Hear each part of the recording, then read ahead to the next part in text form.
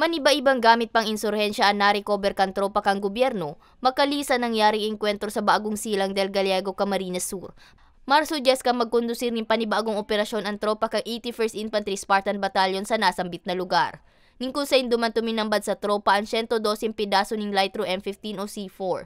60 pidasong blasting caps na pigagamit sa pagpapasabog ng darakulang IEDs o Improvised Explosive Devices, 355 empty blasting caps, 14 battery na pigagamit sa pampasabog, 6 na PVC pipes at iba pa.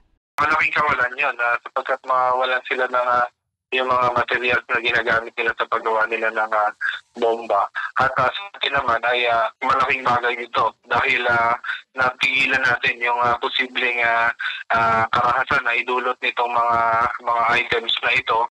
Katakod kaini, siniguro ni Roldan na day mauntok ang Philippine Army sa pagbusulin mga operasyon, nga ni matuldukan na ang pagpaparibukan mga rebelding grupo sa rehiyon. Sapagkat pinaniniwalaan po natin na nariyan pa rin sila sa palibot at maaaring nagtatago lang sila at naghihintay ng pagkakataon para makapag-consolidate ulit.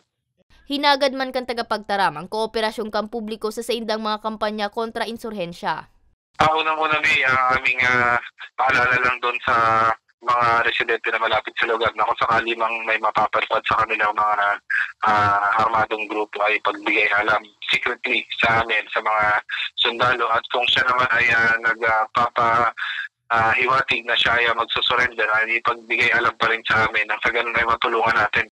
Para sa mga baretang tatak Bicol, May Arango.